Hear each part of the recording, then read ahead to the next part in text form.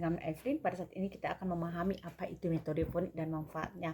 Nah, di mana kita tahu bahwasanya metode fonik itu banyak memiliki keuntungan di dalam mengajar anak membaca di rumah. Nah, yang saya alami adalah fonik dapat membantu anak mengembangkan keterampilan dalam membaca permulaan yang anak butuhkan untuk dapat memecahkan kata menjadi bunyi dan menggunakan huruf yang tepat untuk mewakili bunyi-bunyi tersebut. Di mana Bunda, yang saya pahami di dalam mengajar anak saya membaca permulaan, saya menggunakan metode fonik itu di mana anak tersebut bisa memahami pola dan aturan ejaan yang dapat menghasilkan bunyi tersebut menjadi kata. Nah, di mana kita tahu bahwasanya fonik itu dapat meningkatkan kosakata dan perkembangan bahasa anak kita. Di mana anak ketika anak sudah bisa mendengar, mendengar kata dan mengerti kata, tetapi dia tidak mampu untuk mengucapkan dan juga membentuk kata tersebut menjadi sebuah kata yang utuh dari bunyi-bunyi yang berbeda. Nah, disinilah manfaat fonik yang saya terapkan ya Bunda, di mana si anak terlebih dahulu bisa membedakan simbol, huruf, dan bisa membedakan simbol-simbol tersebut. Nah, step by stepnya itu harus pelan-pelan Bunda. Dimana yang saya lakukan terhadap Itonami, ini yang terkhusus Itonami ya, saya terlebih dahulu memberikan simbol huruf vowels atau simbol huruf vokal itu ada 5, A, I, U, E, O. Nah, itu dulu. Nah, setelah anak sudah melihat simbol-simbol dari huruf vokal, dan kita bisa membedakan simbol-simbol tersebut di dalam bunyi-bunyi yang berbeda. Contohnya simbol huruf A itu berbeda dengan simbol bunyi huruf I. A, I, U, E, O. Nah, setelah anak bisa membedakan yang mana huruf dari simbol vowels atau huruf yang berbeda tersebut dan bisa membunyikannya berdasarkan simbol tersebut, nah itu sudah cukup paten. Di mana kita tahu bahwasanya metode fonik itu yang saya pahami membantu anak kita mengembangkan pemahaman bahasa, yang lebih dalam lagi, berbicara lebih baik lagi. Di mana yang saya alami ketika saya mengajar membaca untuk anak saya, dia menjadi pembicara yang lebih aktif, tokatif. Nah, keberhasilan di dalam membantu anak belajar di rumah Bunda itu terletak pada kita ibunya. Nah, ini yang saya lakukan step by stepnya itu Bunda. Saya sendiri polisan yang pertama yang saya lakukan adalah pertama sekali memperkenalkan yang namanya. Nah, setelah anak bisa membedakan bunyi A, I, U, E, O. Nah, sekarang Bunda, kita bisa menggabungkannya di dua huruf. A, I, U, E, O. Setelah anak sudah bisa membedakannya huruf tersebut, Bunda, kita bisa menggabungkannya di dua huruf ya Bun. Contohnya, Bunda, pelan-pelan kita stimulus anak ya Bunda, tidak perlu terlalu cepat-cepat. Setelah anak sudah bisa melihat simbol huruf vokal A, I, U, E, O, sudah bisa membunyikannya. Nah, baru kita gabung ke dua huruf ya Bunda. Salah, kedua huruf ya. Contoh Bun.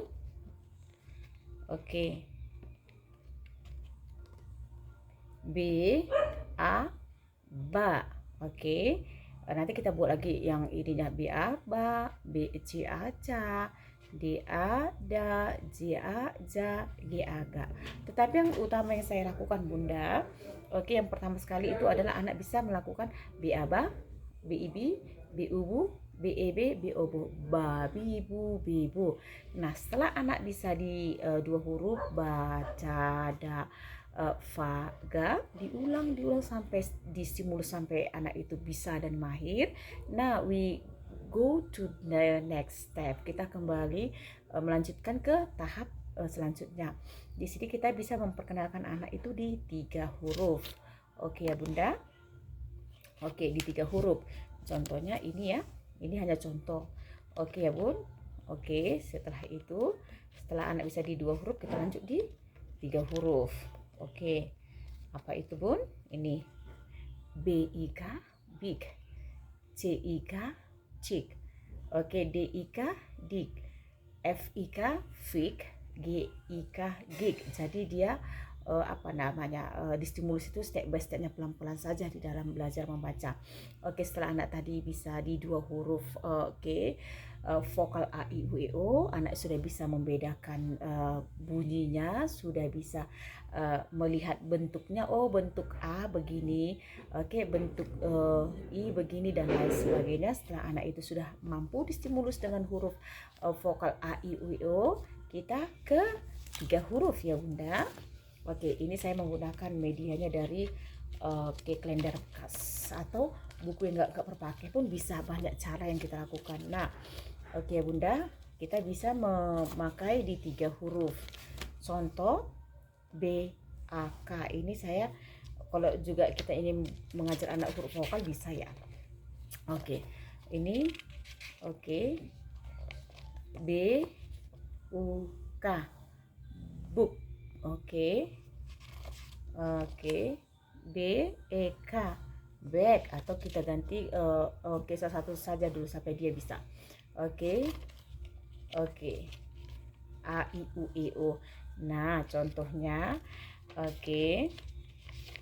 B, at, bat. Oke. B, A, R, bar, dan lain sebagainya. Begitu banyak media yang kita gunakan.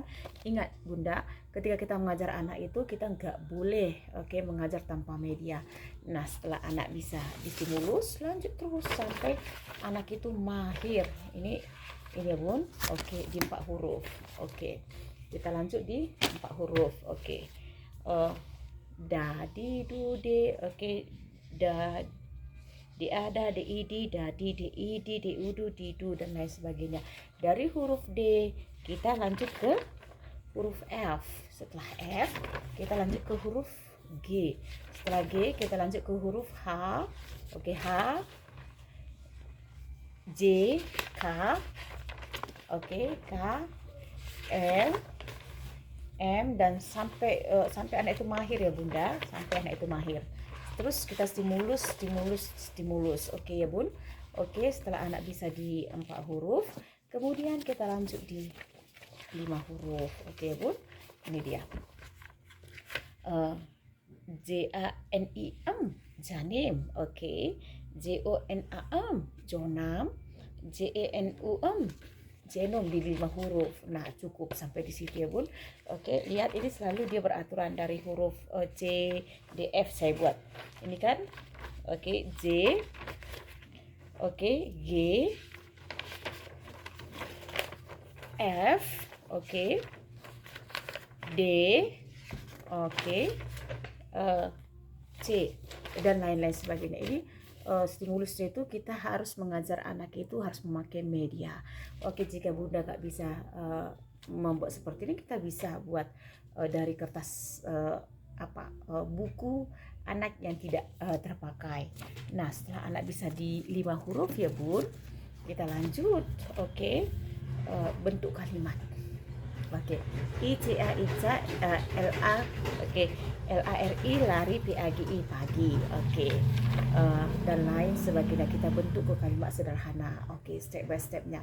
Nah, jika dikatakan kapan saya memulai anak saya bantu mengajar. Oke, I started from, saya mulainya itu dari usia 1 tahun 8 bulan.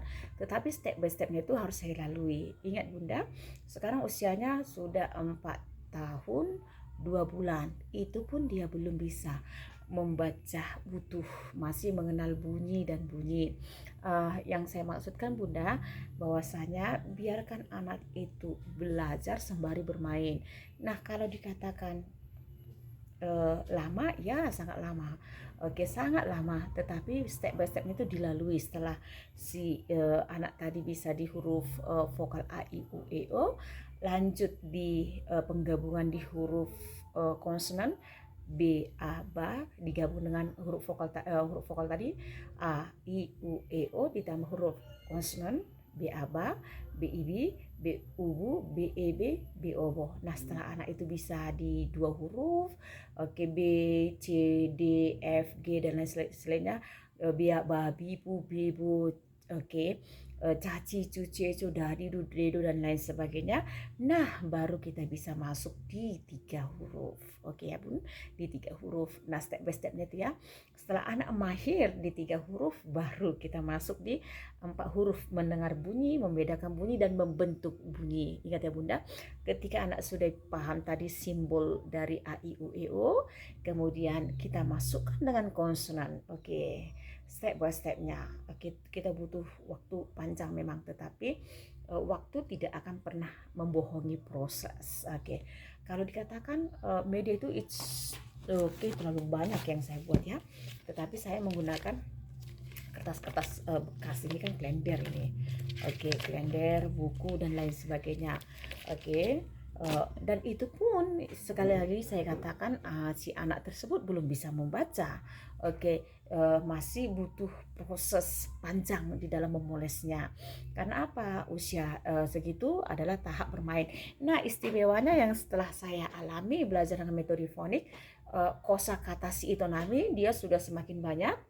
Oke, kreativitas dia semakin berkembang. Oke.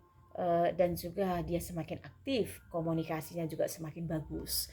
Nah, itulah manfaat yang saya rasakan ketika saya melatih anak saya membaca usia dini. Oke.